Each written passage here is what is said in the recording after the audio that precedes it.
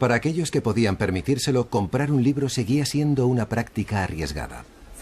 Aproximadamente la mitad de los libros publicados en Francia en el siglo XVIII eran libros prohibidos, cuya venta se hacía bajo el mostrador, en secreto. Y la misma enciclopedia estuvo varios años prohibida. Pero Diderot decía que un libro prohibido es un libro leído. Diderot comprendió que la controversia estaba contribuyendo a dar publicidad a la enciclopedia, y a pesar de los riesgos, su éxito desencadenó un gran boom en el mundo editorial de la época. La emoción de tener acceso a las ideas, a la información, al mundo en general, se adueñó de todos los sectores de la sociedad, y hasta el pueblo llano aprendió a leer. El gran sueño de Diderot de poner todo el conocimiento a disposición del mundo se hacía realidad.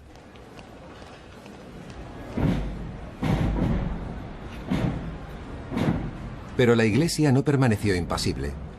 Su máxima autoridad, el Papa, condenó la enciclopedia y ordenó su quema. Declaró que el católico que se atreviera a leerla se enfrentaría a la condena eterna.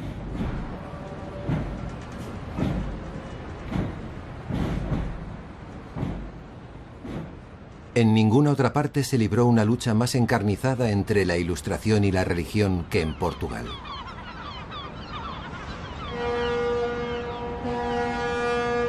Aquí, la Ilustración pudo prevalecer gracias exclusivamente a un acontecimiento imprevisto, una catástrofe que asoló su rica capital y cuyas consecuencias en general iban a socavar la autoridad de la Iglesia en todo el mundo hasta hoy.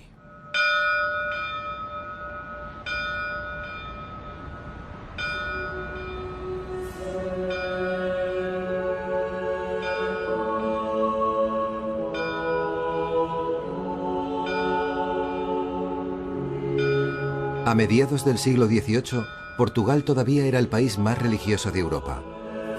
Las ideas de la Ilustración eran prácticamente desconocidas aquí. La Iglesia Católica ejercía el control incluso más que en Francia.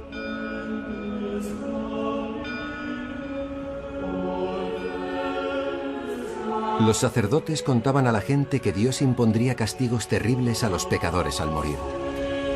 Y un tribunal religioso llamado de la Inquisición podía condenar a la gente a morir en el garrote, decapitada o en la hoguera.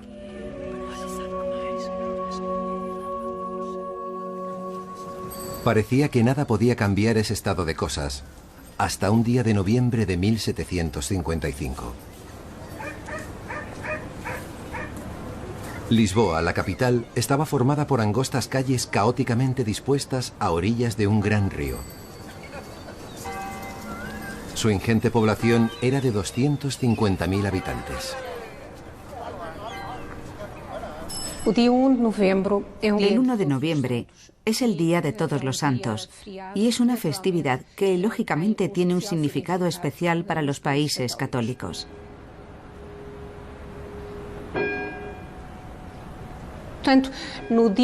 La mañana del 1 de noviembre de 1755, la población de Lisboa acudió en masa a sus múltiples iglesias y lugares sagrados.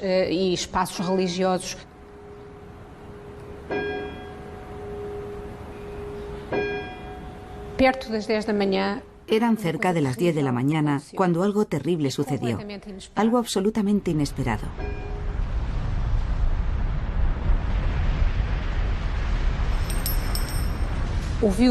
Se oyó un ruido estremecedor y de pronto la gente empezó a ver cómo la ciudad se desmoronaba a su alrededor. Lisboa estaba sufriendo un descomunal terremoto.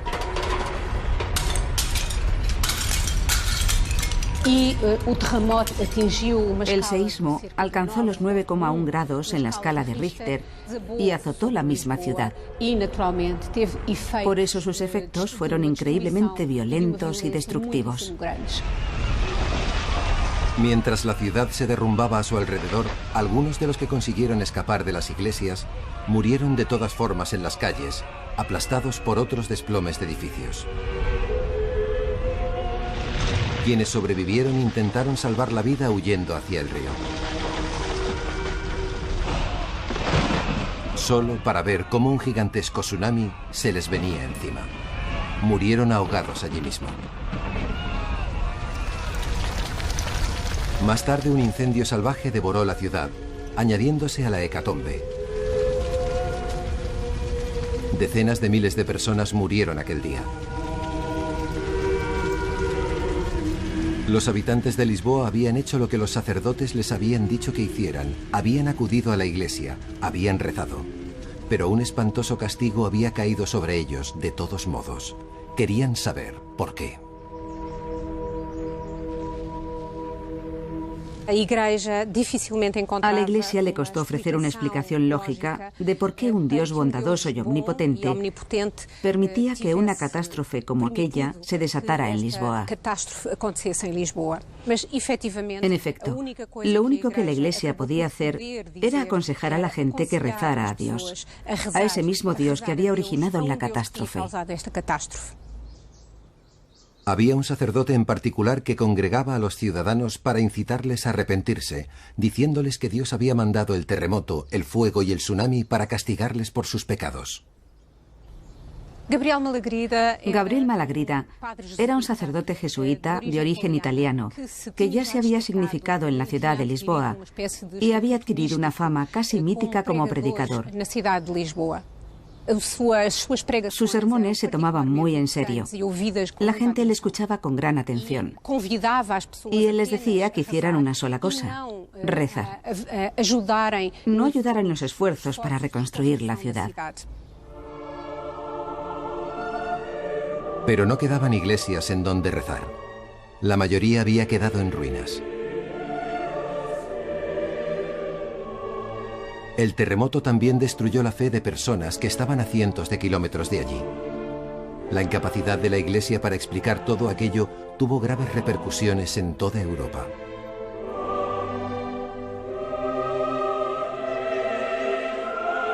Sin embargo, hubo un hombre que supo ver una oportunidad en todo este desastre. El Marqués de Pombal era uno de los pocos portugueses que había tenido acceso a las nuevas ideas de la Ilustración. Aquí, en lo que antaño fue su gran hacienda a las afueras de Lisboa, empezó a concebir sus planes sobre cómo aplicar esas ideas para reformar definitivamente la ciudad y la vida de su población. Para él, el terremoto era una ocasión para poner en práctica esas ideas para el disfrute de toda la población.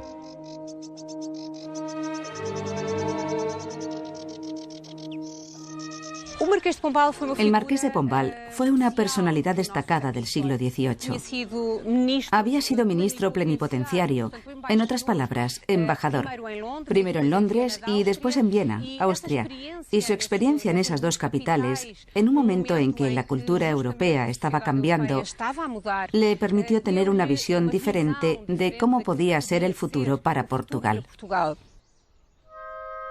Pombal no solo aspiraba a reconstruir la ciudad, sino a reinventarla. Tenía la visión de construir a base de piedra y teja lo mismo que Diderot había hecho en la imprenta: llevar la Ilustración al pueblo llano y reducir los privilegios de la Iglesia y la aristocracia. Pombal era la mano derecha del rey, no un ateo como Diderot, ni un plebeyo como Newton. Su plan era aprovechar el poder del rey para tener acceso a las riquezas de la Iglesia, no para él, sino para el pueblo.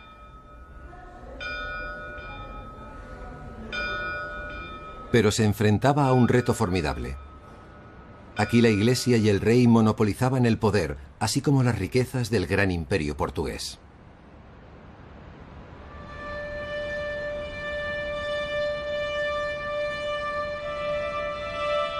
Para construir el imponente palacio y monasterio de Mafra, a las afueras de Lisboa, con casi 900 habitaciones, se necesitaron 13 años y 45.000 hombres.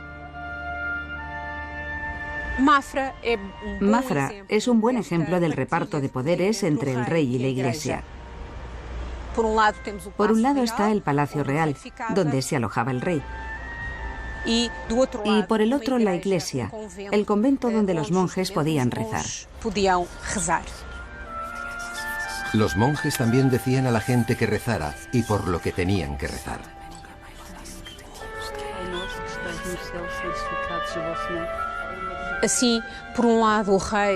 El rey creía en el derecho divino y en que su poder emanaba de Dios. Y la Iglesia le garantizaba el contacto directo con el pueblo llano y que éste acatara su autoridad.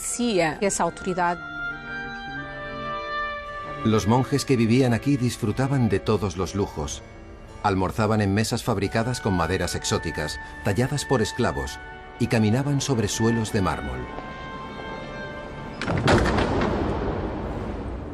El monasterio había quedado intacto tras el terremoto al estar lejos de Lisboa. Pero el pueblo, siempre pobre, ahora no tenía techo y tenía hambre. Pombal necesitaba dinero para ofrecerles alimento y cobijo. Convenció al rey de que financiar la reconstrucción y modernización de Lisboa le procuraría el favor absoluto de su pueblo. También se dio cuenta de que ya contaban con las técnicas necesarias para acometer la obra.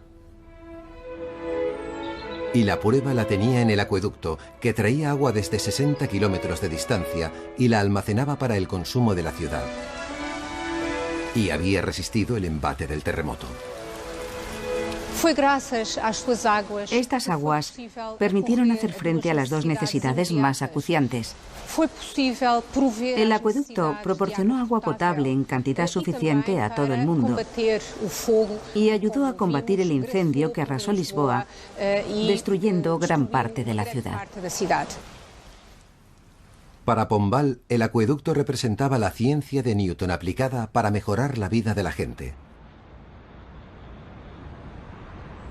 Pombal pensó que podía usar esos mismos conocimientos para reconstruir Lisboa. Sustituiría la caótica distribución de la antigua ciudad por las líneas geométricas de la arquitectura clásica y utilizaría las tecnologías más novedosas.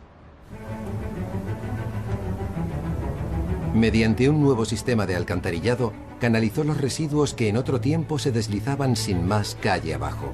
Las primeras estructuras antisísmicas de la historia protegerían contra futuros terremotos. Y la apremiante necesidad de realojar a las personas sin hogar se resolvió con la construcción de los primeros bloques de pisos normalizados del mundo. Los marcos de todas las ventanas y balcones eran idénticos para que pudieran fabricarse en grandes cantidades. Entregó a los habitantes de Lisboa una ciudad para su disfrute, un bello lugar público que les pertenecía a ellos, no a la Iglesia ni a la aristocracia.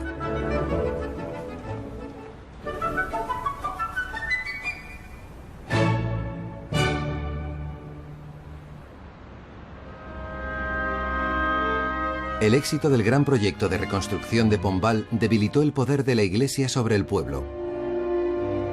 Además, Pombal había ofendido directamente a la Iglesia al sustituir sus templos en ruinas por estructuras semejantes a los demás edificios.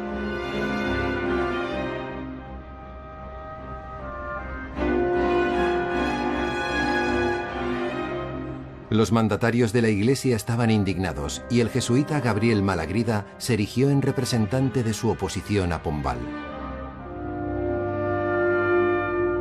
Malagrida se embarcó en una campaña de rabiosa propaganda contra Pombal, redactando panfletos y enviando cientos de cartas a influyentes católicos de toda Europa, incluido el máximo dirigente de la Iglesia, el Papa.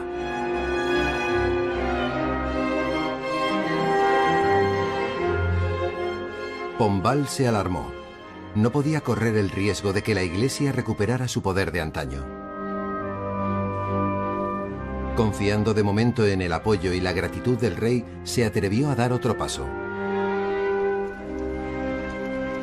Decidió aplicar un castigo ejemplar a Malagrida por un supuesto delito de blasfemia y ordenó su ejecución.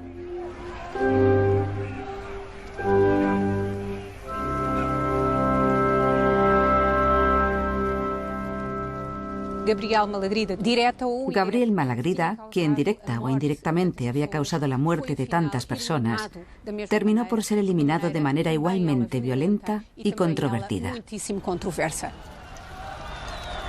Malagrida fue ejecutado en el garrote y su cadáver se quemó hasta quedar reducido a cenizas. Después, Pombal acabó con la Inquisición para siempre.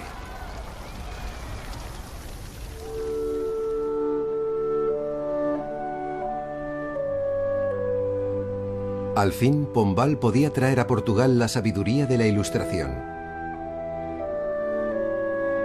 Esta hermosa habitación del monasterio de Mafra se transformó en biblioteca y se llenó de aquellas ideas revolucionarias que hasta entonces habían estado prohibidas. Pombal había utilizado el poder de un monarca absoluto para llevar la Ilustración a Portugal. Había levantado la ciudad más moderna del mundo y liberado al pueblo de su terror a la Iglesia.